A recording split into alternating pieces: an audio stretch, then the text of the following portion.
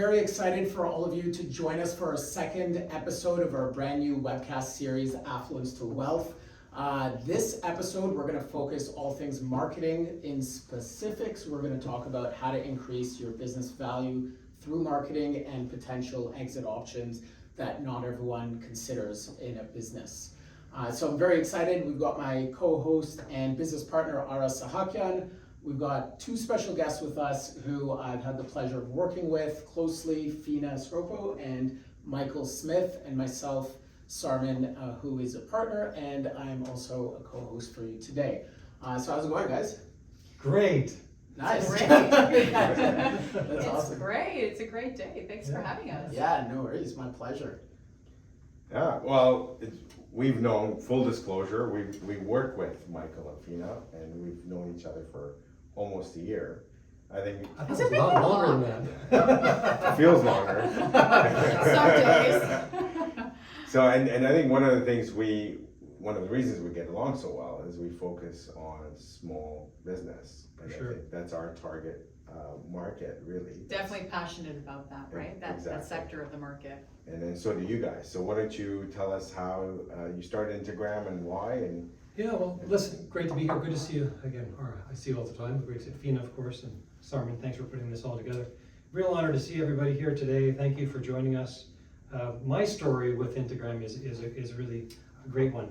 Sarman, you know, in business, Fina and I, when we're doing trainings, we ask that same question. Ara, why did you start your business? What were you thinking? Mm-hmm. And a lot of our customers, it comes from two categories: inspiration or desperation. In my case, it was a bit of both. We'll get to that. Are they inspired? Do they have a great idea? Like P. Gate as an example. What is their inspiration that gets them going? And usually when you start a business, you have fun, you're going, you're motivated, the business is going like this, you're having a great time. And then the other reason people start businesses is because of desperation. They don't like where they are. They're tired of being in the corporate structure. They want to do something different. Mm-hmm. So in my case, it was a bit of both. I was inspired. I represented athletes at the beginning, and I wanted to market their brands and understand their personal brand, how they can get it. There was agents taking care of their business. who's your most famous athlete? Who is that? Don Cherry. Oh, really? Okay. So you know, Doug Gilmore, Don Cherry. But I represented those athletes and branded them and had fun with them. And so at the beginning, it's a young man's game, like you. You know, it was a fun game. It was a fun gig. Really enjoyed it. And so that was the inspiration. But the desperation was my wife and I were pregnant. Well, I wasn't pregnant, my wife was. Okay. And so it was time to make some money. I made money for a lot of other people. It was time to make some money. So inspiration or desperation are the two, you know, kind of reasons why people start businesses. Integram is another story. I know you've heard this story before, but I can tell it anyway. My father came up with the name Integram. It was going to be integrated marketing. And my dad came up with the name Integram. My sister was my lawyer. She said it's got to be something different, like Xerox. So Integram, we came up with the name Integram.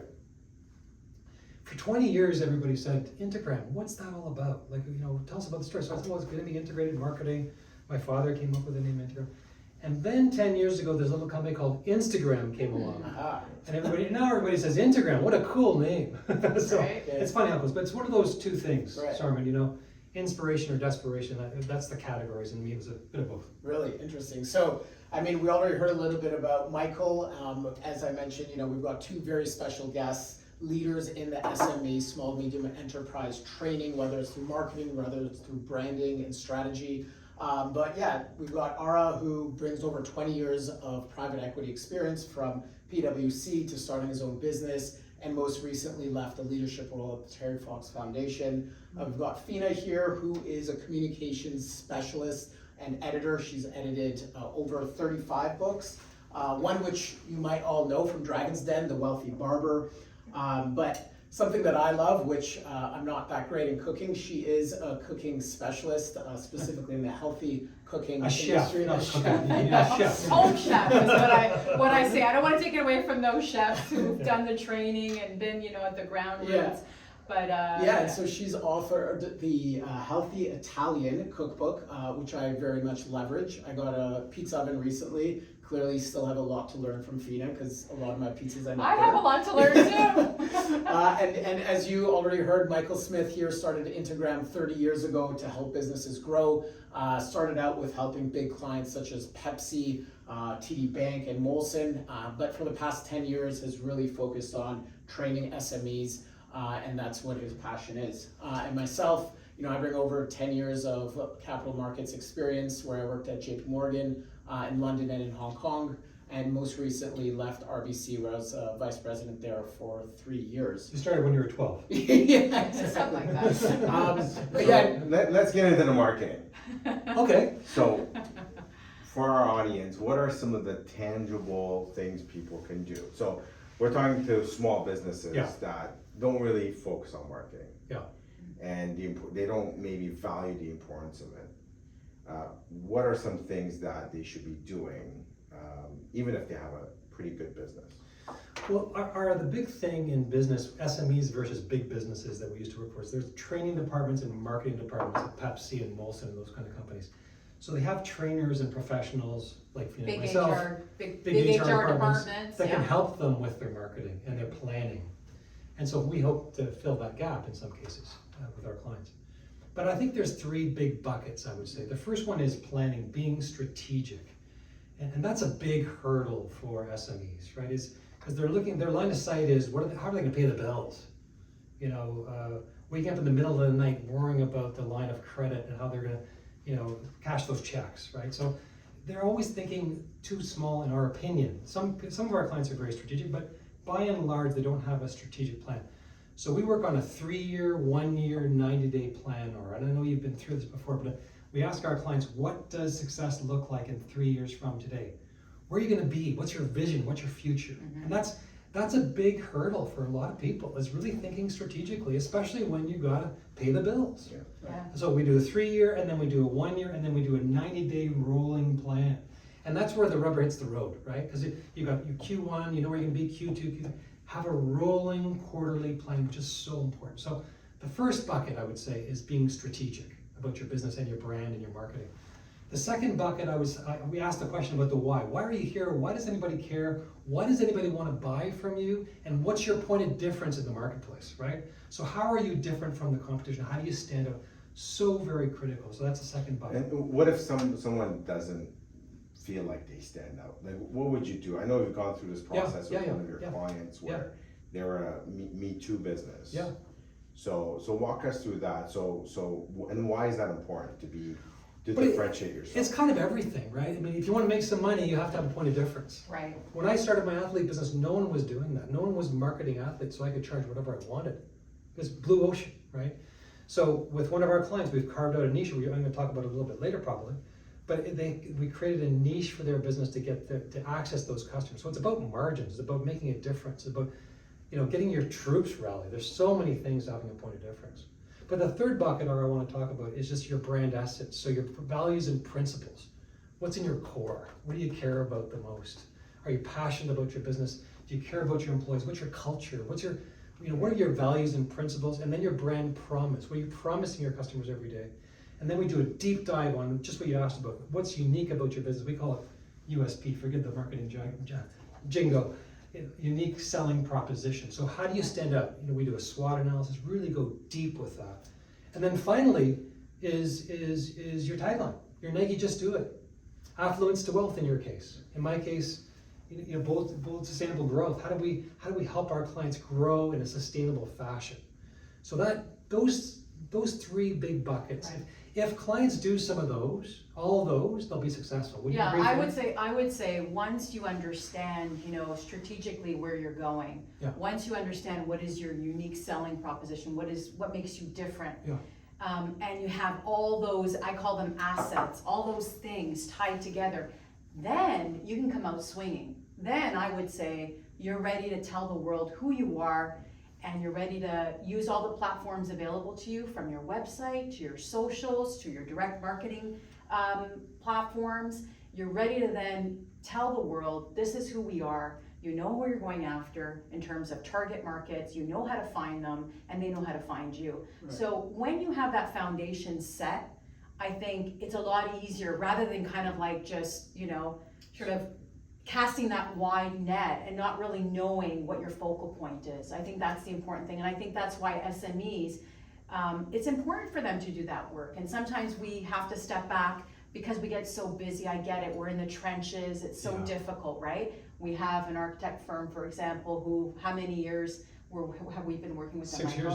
6 years, and still working and still learning and still helping and still Adapting. evolving. And the other thing, Fina, to talk about is it's a bottom-up strategy, right? Yeah. Because too many times it's, folks, the top-down strategies just don't work with SMEs. If I said, okay, here's what we're going to do, the team may say, okay. But if it's the team that comes up with the strategy and understands their unique selling proposition and where they are in the marketplace, all of a sudden there's buy-in. Right. Yeah. All of a sudden there's integration. Yeah. All of a sudden customers come to And you. we've seen that, so many times part of what you guys do, and we've used your services, is training and getting all the employees involved. Sales training, I don't know, what the specific term is, but what it does is it helps people look at their business, their value, and value proposition, and the storytelling, which is something you're good at. Can you tell us about this program that it's great? So what we try to do as PE Gate, because we're investing in small businesses,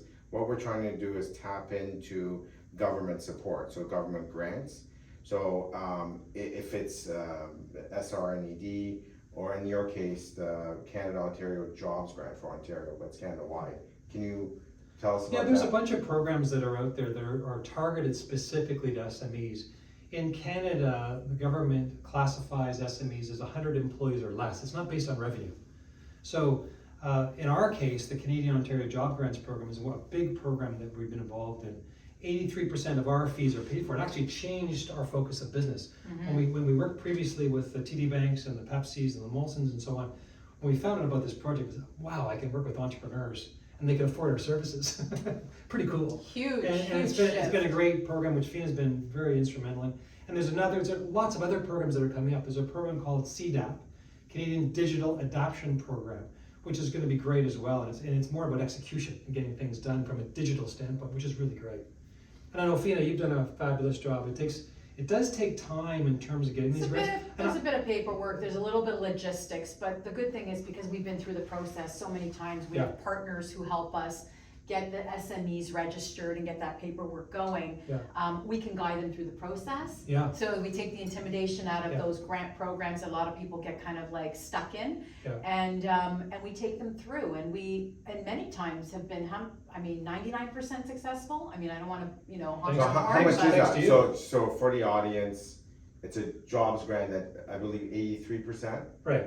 Of the whatever The training training fund. it is, As an example. is paid by the government. Is Yeah, that as an right? example, on Right. $24,000 budget, let's say, so you want to work with their group for 6 months, the government pays $20,000 of that training. And talk to us about some outcomes, some successful stories, some success stories. Well, one of them is an architectural company we talked about a little bit earlier. Which we invested in, by the way. Well, that's So, okay. Full disclosure. Yeah. So Michael is But we not. believe in it. We Yeah. believed in it so much so. That's the important distinction. I know we can all sort of throw and pat ourselves about it, but the reality is we are involved in it because we see a potential for growth and we love the company. So Yeah. No, and then Yeah. that's what You're absolutely right. And the reason we get along so well. So our scaling model is to work with partners such as Michael and Fina, who have a direct relationship with businesses, and that was one of the reasons we invested in the architectural firm, is because you did have a great relationship. You've added value to it,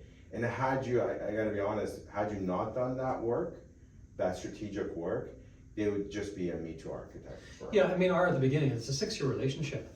When we started with this architectural company, they didn't have a logo. They didn't have, well, they had a little logo. They had an HTML website, very old, you couldn't do anything with it.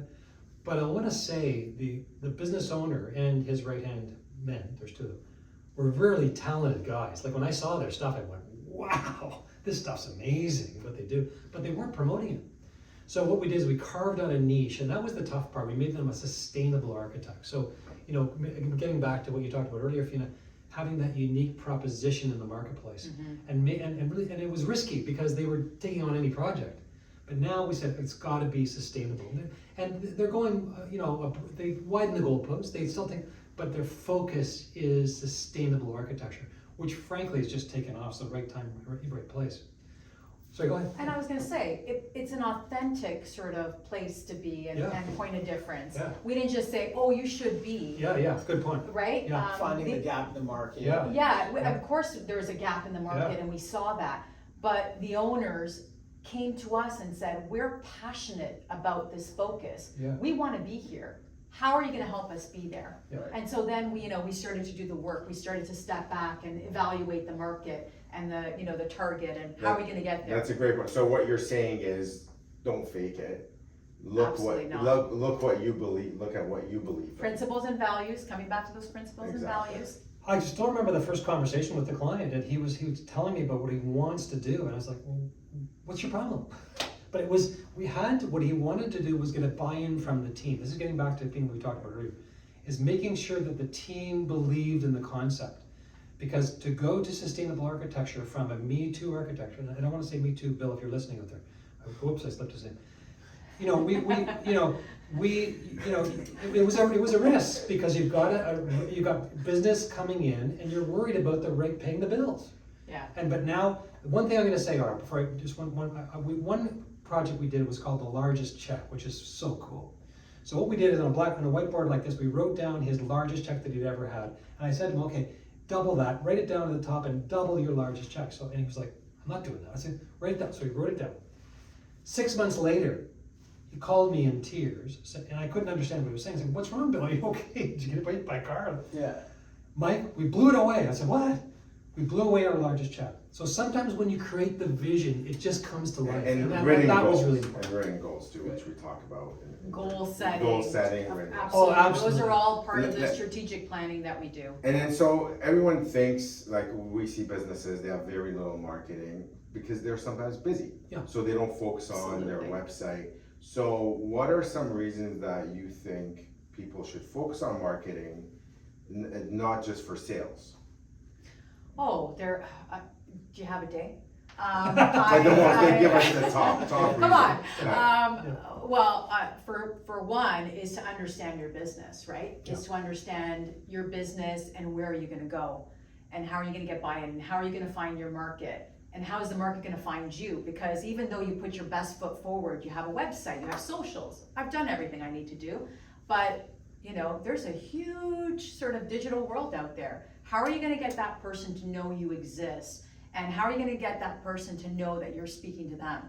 And then, of course, my specialty is all about storytelling and the power of a story, Yeah. right? And I can't connect with you unless I believe, I understand, I hear your story, Right. and then I believe your story, right? That power, that connection is so vital. Marketing allows you to tell your story in an effective, engaging way Yeah. across all platforms with, of course, that point of difference, right? I'm not just telling a story. First of all, it's gonna be your story.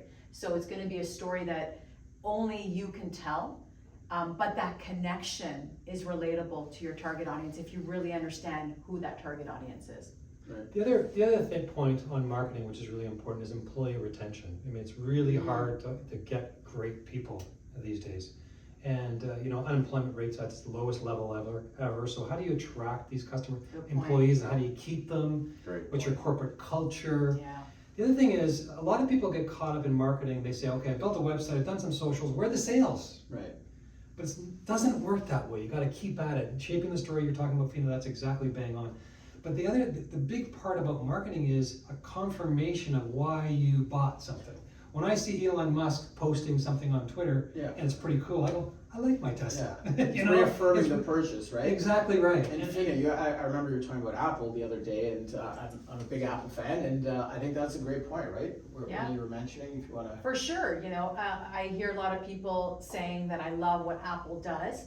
I've used their products. I believe in their message, think different. They are different in terms of a company. And so the next time Apple comes out with a product, even before we've had a chance to test that product, what happens? Everybody's lining up to get that crazy. product. Right. Right? Right. So that's a true testament of building that brand, carving out that difference, really being authentic to that brand, and then the target market certainly listening and relating to that. Right. Yeah. So, and we've looked at deals where, the company doesn't even have a website. Yeah, because they don't believe in we love that, We we love Yeah, that. exactly. But I think they don't realize, so this is advice to business owners looking to exit. Just because you're doing okay or well, doesn't mean you shouldn't be marketing. Right. Because people like us, we love it when you don't have a lot of marketing, but some base level of marketing is extremely important. Yeah. Yeah, I think so. I mean, when we're looking at companies to purchase potentially or invest in, the first thing we do is look at their website. Exactly. Are they out there in the market? Do they have, like we talked about a million times, do they have a unique position in the marketplace? What's their sales team look like? What are their right-hand females or males in the business? Have they got an I2, right? Those are things you can find on the web, and it's really important to have that. And it's easier to move a company from third page on Google to first page than from doesn't exist. So Yeah. so we invested in a business where they didn't have a great website, but they had content. So they were visible to Google, and within a few months, they're on the first page, and the owner didn't believe in marketing as much at the time, but he let us go with it. So that was excellent. Yeah. That he supported us. And now we get, work in from the website, which is fantastic. But it's really crucial. But I think from an investor standpoint, these are the things you're looking at. Right. Are you visible? Are you, what are you Yeah. doing in the marketplace? So if you're looking to sell, you do have to invest in marketing. And which brings us to a question: what percentage? How much should a small business, let's say, they make 3 to 5 million revenue? How much? 3 to 10. What is there a percentage or It's- what's you the know, Is there a magic number? There's not necessarily a magic number because a lot of our stuff's through the grant program. But you can't. Pepsi, as an example, spends 10% of their budget all the time, their revenues on marketing. You can't do that as a small business person. But you have to establish a budget, or you have to put some money aside, whether it's $5,000 or $10,000 a month, something to get your name out there. Right. It's very difficult to say, is there a percentage and how does it work? You really have to look at the business, analyze it, determine the strengths and weaknesses. What is the competition doing? Are they really out there? Is it a really competitive environment? One of our clients was in a really competitive environment. They had to spend a minimum of $10,000 on Google AdWords just to get noticed. So that's expensive for small businesses, right? Like, how do you cut through that stuff? So it depends on the category and the business, I would say.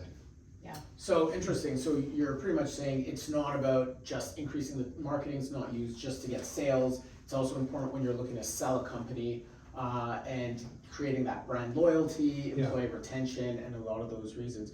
What would you say some of the problems that people run into, whether it's sales not having a dedicated sales team? Yeah. Let's talk a little bit about having a dedicated sales team. Yeah, that's a great question, because I was thinking about this the other day, that I was with a client yesterday, in fact, who was an owner of a company. He has some other partners. And initially his business took off because he was selling. Right. He's passionate about the business, he knows the business, he's knocking on doors, he's closing deals, it's going like this. And then he gets tired, he's 5-6 years into the business, and then I just want to manage the business, I'll hire a sales guy. Right. That's tough. Right. It's hard to find good salespeople. It's very difficult, especially are passionate about all of us in our business. I can sell the business, and Fina can sell the business better than anybody else. So what we have done is we believe that everybody's in sales. It's not just Ara, Sarman, Fina, myself. It's the whole team. It doesn't matter if you're answering the phones, if you're in finance, if you're in HR, it doesn't matter where you are. It's gotta be a team strategy where everybody's in sales. Right. And what we do, and this is a lot of fun, and you've been through it, is the elevator pitch. So Sarman, I say to you, in 7 seconds, tell me about your business. And you go, I don't know. But if you say, I was ready to say it. affluence, but if you said affluence to wealth, I'm going to make a difference in my customers, Right. pocketbooks, you got me. Right. But if you say I'm private equity, kind of boring. Right. Bold, sustainable growth. We want our clients to grow and be bold and be sustainable. That's our pitch, right? And it's really hard for our clients to, some people say, well, I'm answering the phones. It's not really important. Well, it is important very because you important. never know where the next sale is going to come That's right. from. Right. Right? So we know that, Ara. And for us, that's a risk. So when we're investing in a business, Yeah. and the sales is that key owner manager, Yeah. he or she brings in all the sales, that's a risk to us. Mhm. And we're actually, there's a few deals we walked away from because of that. And that's why we recently posted on LinkedIn looking for a chemist, for example, because you need that expertise to bring in, so Yeah. that's a great point. But it also gets back to art. It just, you gotta invest in your people to train them on how to sell. You know, we got 2 ears and 1 mouth. We're talking a lot today, of course, but it's all about listening and understanding your customer and delivering our value to your customers, right? It's not about your brand and what you want to sell. It's about what the customer wants to buy. Big hurdle for a lot of people. They think, I'm in the widgets game, that's what I'm selling, as opposed to delivering value to the customers. Yeah. And every day, Fina, that's what we do. We're trying to drive value to our customers. We're in Absolutely. service to our customers, and we want them to grow. If they grow, we can grow with them. I think it's all about empowerment, right? It's about empowering your employees. Do they understand your business? Yeah. You know, in training, we can go through and really understand if they understand your business. Yeah. So how are you gonna allow them to communicate effectively Yeah. and to talk about your business, even when they're not in the office, right? Yeah. If they can't understand it, if they can't communicate it, if they can't effectively be your salesperson, right? Yeah. So I think that elevator pitch exercise It's fun. is fun, Right. is engaging, they're empowered, they feel good about where they are, they feel good about, you know, being part of a team. That's the real difference. And they have to customize their pitch. Yeah. Right? My pitch is different than your pitch probably. 'Cause Absolutely. You're about shaping stories. I'm all about growth and Right. the vision and the future. I mean, that's the space I live in. Where you're about, I'm going to shape your story. I'm going to make it great. So everybody has to have a different sort of side to things. Yeah. Yeah, so you work with businesses, and some people are looking to retire, for example. Yeah. What do you see as some of the hurdles for them selling Yeah. their business? You know, I was one of a great friend of mine. I think people think they got to sell 100% of their business, and a very dear friend of mine, true story, sold his business. And he made a lot of money, more money than we could ever spend. Great, wonderful friend of mine, and he was depressed because he had built this business up, and then he was like, "Okay, I got this money, but money doesn't buy happiness. It just does not." Okay, it's nice to drive in a Porsche or a BMW. We're not looking at you, no. Or Tesla. But you know, it's nice to make money, great, but it doesn't buy happiness. So what I love about what we're doing is we can buy a percentage of the business. Right. In the case of the architecture firm, we're very minor partners, but the owner is staying engaged in the business, and he's so motivated to build the business. And you have a seat on the board. You have that rocking chair test where you can sit back and say, "I made a difference." Right. You know, You're shaping that legacy. the I mean, legacy. that's yeah. really what you're doing is Yeah. you're giving an opportunity for that company, because you're not out of the picture, you're still seeing it, right? Yeah. To grow in a way you envisioned, Yeah. but still with that support, you know, so that in the future you leave behind something that you've always wanted to leave behind. Right. Yeah. Right? I mean, I can imagine a business owner who sells a company only to find out that they've gone in a completely different direction outside of the vision that you envision, Yeah. and maybe even, you know, using your name. Right. And that could be something that's quite traumatic for a lot of business owners. Well, Fina, you know, and this friend of mine that I talked about earlier sold 100% of their business. I think if he had sold a minor share and was still involved, he'd still be around today. Yeah, You know, because I think that he it floored him. yeah. I You know? can And see how because that happens. That was his heart and soul for 25 years. And you what know? do you do with the money? You're gonna invest it somewhere, What so do you- why not Invest it in your own business. in your own business? Yeah. And there's good tax point. advantages of that, so there's many reasons. And the other thing is helping customers grow. So when we're smaller partner, we can bring other businesses and bring our expertise to the table and help them grow their business, which, look, I love that, right? You know, you get me in a room and talk about strategy and how we're gonna build your business. That's so much fun for me. By the So I way, think that's a big part of it. I just want to remind, we're getting a few questions in. For those who are not aware, feel free to ask any questions in the Q&A box at the bottom. We'll go over some questions shortly, but I see some questions coming in. Before we jump into some questions, do we want to have a quick chat about deals? Yeah, so exactly what we're looking at a business right now that hopefully we'll be posting soon. It's a legacy built business, 50 years around. There's some succession in the business, unfortunately, they are at a point where the owner is 82 years old. My Oh, goodness. jeez. Not Right? letting go. And it's her husband's That's- business That's a that rocking was chair built. test. Right? And why we like it is, they built a great legacy, but we're gonna honor that legacy, so. That's really important. And there's a lot of value in it, so it's not just because we wanna do that, there makes financial reasons too. And it also, it makes reasons for employees, so people wanna stick around, so we don't believe in rebranding a business, changing it, so, cause we're not like a large corporate buyer. And that's why we're getting along so well, so that's one of the deals that are coming up. I think you wanna talk about the other one that's coming up? Yeah, we're looking at a forklift company. We mentioned in our episode number 1. It's exciting, and that is the one that you're also mentioning. So we will talk about the next deal, which we closed, and it's an exciting business. They service a lot of the fencing for different commercial and residential real estate. Similarly, a very old business. They are very personal. They don't want to deal with very big private equity companies, so that's puts us in a very good position where we're fast, we're nimble, and we can offer flexible offerings. Actually, another one that we're kind of proud of. It's a business that it didn't end up closing, but we were probably the last buyer for this business. And unfortunately, it was too risky for us, so we pulled out. But then we supported management in buying the owners out. So we don't have a stake in it now. We're in talks, we're actually gonna meet them tomorrow. But we encouraged them, supported them, and we said we'll support you financially if need be. Fortunately for them, they didn't need it. And so it's really great to see if they didn't buy it, that business would be shut down. And all that goodwill built, and that's, the small businesses drive economies, and They all most that certainly IP do. would have been lost. So we're very proud of that. So we support management buyouts, and we love it, even if we're not involved.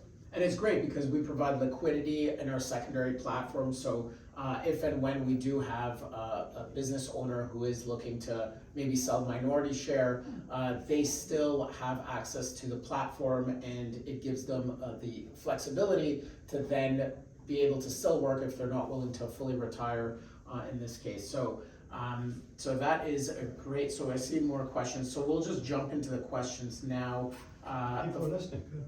Yeah, that's, I have a question. Actually, a friend of mine asked this, and he's fully employed as an engineer, and he wants to exit. So he doesn't own a business. So how can he exit? I guess that comes to our affluence to wealth. So you want to answer that in terms of we have an engineer. So I'm throwing this at you. Yeah. I know the answer. As an investing, buy business. business. Right, Yeah, investing buy in a business. business. Yeah. That would be my first thing, Yeah. is investing in a business. And Look from for- a marketing point of view, I would say personal branding as well, right? right. Is, we talk about corporate branding, but there's also personal branding. That whole thing about, employee training and employees really bringing their own brand to life, that's becoming more and more important, right, these days. Crucial. So, it's LinkedIn, it's connecting with your target audience, with your network, it's talking to people, it's using that network to really drive momentum Right. and, perhaps getting you in front of the right people. And so what, you may or may not have heard, after COVID, there's the whole great resignation, right? So what a lot of people think is you need to have a lot of money to buy a business, but what about if you're a capable operator and you do want to buy a business? Well, we can help fund that. So if you are not really interested in your current job and looking to become more of an entrepreneur, we can help you find a company, help with the capital. We provide the expertise for the deal acquisition aspect of it, and support and the capital. Good, so you want to buy my business? I don't think I can afford it. But you know what? You've come to the right place. I keep asking. Okay, so we've got a question here. Typically, how long does it take to develop a marketing plan that works and builds your business? Oh, that's a great question. There's actually 2 questions on that. So So the first one, how long does it take to build a marketing plan? How long is a piece of string? Yeah. So I would say, generally speaking, it takes a minimum of 3 months to really carve out you know, your 3190s, your USP, and your brand assets, unique selling proposition. What makes you unique? I think that the 3190s, again, we talked about having the employees engaged, and I very much believe in that. And that can take anywhere from 1 to 2 months. Your USP is part of that process, and that goes on forever, Fina. It does. We're always changing. And to that Yeah. point, what I would have said, what I'm gonna add to this is, yes, three months is typically our training time when we're spending, with employees and with companies. However, from day one, we start to change Yeah. the focus of marketing, right? It can be as easy as asking the questions Yeah. to get the employees and the owners to start thinking about how they do things and who they speak to and how they sort of put their foot forward. So That's a day great one, point. Yeah, day yeah. one, you can start your marketing plan. Right. It's just you're not gonna get all those assets together Yeah. on day one. Even the call yesterday with an ongoing client, we had a global forum. Yeah. And we got some great ideas. Right, One woman was from London. She was a breath of fresh air. right, that's saying, right, "Oh, that, yes. really carved out. So we worked with this client for a long time, but all of a sudden we're getting tidbits of information. Right, So the USP is always changing a little bit. You always got to be, you know, marketing can always change, which is the great thing about marketing. it's evolving, right? it's Yeah. definitely evolving. Finance is black and white, baby. Right. But ours is, you know, Yeah. pink. And, Yeah. yeah. Yeah. Purple and different colors and hues and fun and that kind of stuff. So I would say generally though, to get a proper integrated market plan, minimum of 3 months. I would Plan say. for sure, Yeah, yeah, a yeah, plan yeah. that really And it's always sticks. evolving, right? Oh, It's- for sure. It's not just set it and forget it, not George Foreman, but it's, No. you're constantly It's- working on Look it. at technology, right? Look at the platform, social media, that changes all the time, and there's a reason, right? Because we get better, Yeah. we get more comfortable, you know, people start to learn things and execute them in a certain way, so, you will see a difference from day one to 3 months to a year. I think that's a great point. The evolution of your brand and how you change and there's new competition. It's evolving all the time. That's why you need this rolling 90-day plan. Yeah. What's going on? And marketing's always part of Right. it. So Another question we have is, how do we access government grants? call Fina. Okay. No, That wasn't a plug, by the way. how do we access? So really the process is pretty simple. Okay. What we first do is meet with the client, determine what their needs are. What do they want? What do they need? They have to have a minimum of 4 employees, so it's a minimum of 4. And we assess that business. So what are they looking for? What are their needs? What do they want to do? Do they have a website? Do they have a plan? Do they have a vision? Do they have a unique selling proposition? What do they want to do? So we carve out an agreement with the client. And then we simply do an application online. It takes a week or so to find out if you can get the funding. Okay. But the funding is very readily available. There's $200 million in Ontario each year, so it's a wonderful program. And there's other, as I said, there's other programs that are coming up. It's exactly the same process. So Yeah, and we so- have some great partners who honestly make it a lot easier for us, in terms of helping the employee and the employers find the right program and the right funding. Right. for sure. And then we have many modules of our trainings, right? So and it's an ongoing process. And that's why the conversation is important at the beginning, is to really understand what are your needs and how we can meet those needs. Awesome. So social media, of course, has really blown up after Facebook, Instagram, now LinkedIn. So we've got a question here. What's the best social media platform to use? I know what Fina's gonna say. Yeah, well, I'm Snapchat? Instagram, no, I'm I'm a not Facebook- that young, are you kidding? She's a Facebook baby. No, Instagram. I'm Instagram, but that's because I built, when I did my cookbook way back when, Instagram was rolling out, Yeah. and it was the most sort of aesthetically pleasing social media platform. Yeah. There's so many platforms now, and really you have to look at the business and the message and the story you want to create. Yeah. There's a different story you're going to tell on Instagram versus TikTok versus So it's not a copy and LinkedIn. paste. LinkedIn is a very different format that I encourage lots of corporations and employees to be on. So you can't say that there's one that's better than the other. Okay. You have to look at the business first. You have to look at how you're making a difference. Where does your target audience live? It's all fine and dandy that I love this social platform, but are my clients, are my potential, readership, when we're talking about a cookbook or target audience, are they living there? Because if they're not living there, who are you speaking to? So you have to really assess all those things before you can say, this is where we're gonna be. But the one thing I will say is that your website's always your hub. Yeah, It's really critical to have a proper website that works, that communicates your message. And the spokes are all the different social channels. So I think you have to have an integrated approach for sure, right? That's a very good point, because ultimately, what do you want social media to do? You want social media to drive people where they can get more information, where they can get more value. And Right. that's gonna be your hub, your website, as Michael said. Your website is where you're gonna drive people so that they can get more information, so that they can learn, so that they can understand your services, so they can contact you. I mean, there's level of contact through social media, but really you wanna be able to monitor that contact and that traffic flow, if you Right. will. Right. Yep. Interesting. Okay, we've got another one. This is now really thinking high level, so got to put on the Okay? thinking cap here. Where do you see the future of marketing transitioning within the next 10 years? We can't deny the focus on digital. We can't deny that. I mean, social engagement is always gonna be important, and by social, I mean person to person. Right. I think telling the story is gonna be important, so whether that's in person, through events. Is that coming back? Cause the storytelling you're Yeah. talking That's a good about. point. Can you read the question again? Yeah. Is it social or just? Where do you see the future of marketing transitioning within over the next 10 So years? I agree, social media is important, but here's what's gonna happen. We've all gone away, what's happened is COVID has made us all absolutely crazy. There's some people who actually enjoyed COVID because they could stay at home and not get out of the basement. We're doing some live stuff here now, which is great. We're doing lives, and they're so much better when we're in person. Yeah. So right now, a big opportunity for every customer, and this is just short term, but I'll talk about the 10-year, is meet with your customers, is get out there and pound the pavement. Meet people. I had lunch yesterday with a client, loved it. We accomplished so much more because we were talking across the table from, like we're doing here today. Yeah. So get out and meet your customers. And I think that, social media is great and it's all part of your marketing trends, and it'll never get away from developing long-term great relationships. You can't develop a relationship over the phone or on the computer or on social media. You can get leads, but you got to get out there and meet the customer. And I time and time again, I think the next 10 years, what we have to constantly do is force ourselves to get out there. I'm sorry, I get a little passionate about this, but we just got to get out and meet the customers. Right. You Well- didn't enjoy COVID, that's what you're saying. Yeah. I hated COVID because I'm a hugger. I want to be with people. You're a lover. I crave attention.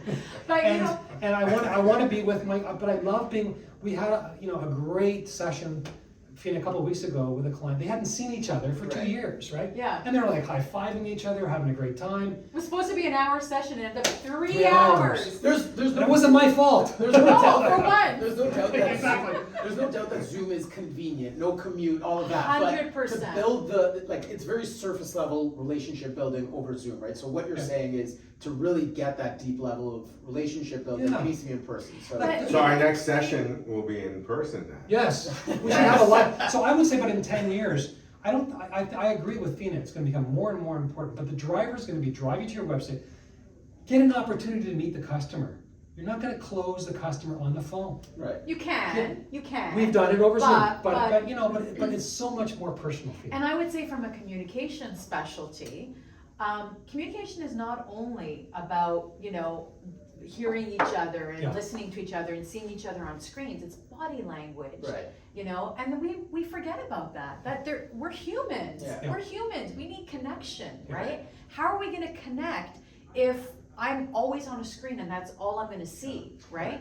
Excellent point, and one of, remember we're Great at question. BDO, to your point. Yeah. And, well, I'm not gonna mention a firm, Yeah. actually. Uh-oh. You didn't mention that. You didn't say that. You know, X that way. And our friend there was saying the success level of people who are now coming into the Yeah. office is much higher. Yeah, my So son. those who are getting promoted, Well, my son works are in an coming accounting company. He's going to be a CPA, lucky guy. and they're incentivizing them to come into the office, which I think is really smart. Right. Free lunch. Come on in. There's a little present for you. Come on in. Yeah.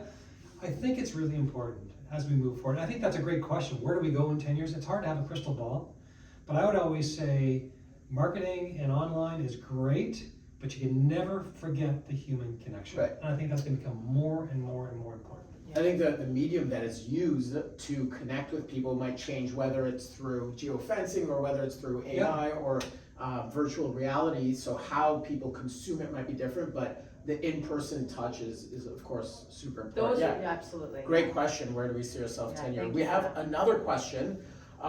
We have over 100 employees in our company. difficult to get all employees involved in training. What's your approach with getting them involved? So we've done two things. First of all, we have in-person trainings, which is great. We're dealing with a global company. You know, yesterday we were online with people from Frankfurt and London, I think Australia, all over the world. And so the first thing is as much as we can, we want to do an in-person trainings. Right. That's just really important. But we're going to have to do the Zoom thing, right? And what we try to do is make it interactive and fun with our hands or whatever we can do to make it interactive. One of the things that we do, Sarman, what I think is I know other people do it, but I think we do a very good job with it, is breakout sessions. Okay. So when Fina and I stop talking, the meeting starts. Okay, so when we break out into groups and we hear from the employees and hear from the team what they're thinking about their why, and the team in terms of what they're saying about what makes them different in the marketplace, that's when the meeting starts. Right. And we just become moderators. We just listen. So those breakout sessions are so, especially when you have 150 people. And our client has over 150 people globally, and that's exactly what we're doing. So a combination of in-person, Zoom, breakout sessions, one-on-one sessions as well, little group sessions. I mean, we have to really work to make it work. And I'd say an additional point to that would be that while it's a bottoms-up approach, we want employees to be engaged, we want to hear from them, we want to get their input. It's equally important for buy-in from the owners, right? From the directors, from the people above. If they don't believe in the training and they don't believe that their employees can make a difference and contribute to that, then it's not going to go anywhere. So we need both parties to be at the table to be able to then facilitate a training that's really engaging and really effective, and the employees feel like they're being heard. Because if they're not being heard or they feel like they're not being heard, then they're going to say, "What? I don't have time." That's such a great point. And yesterday was case in point. Right? We had the MDs on the call. Everybody was involved. Their actual camera was on. And and it was so much fun. It was a lot of fun. We had a great session.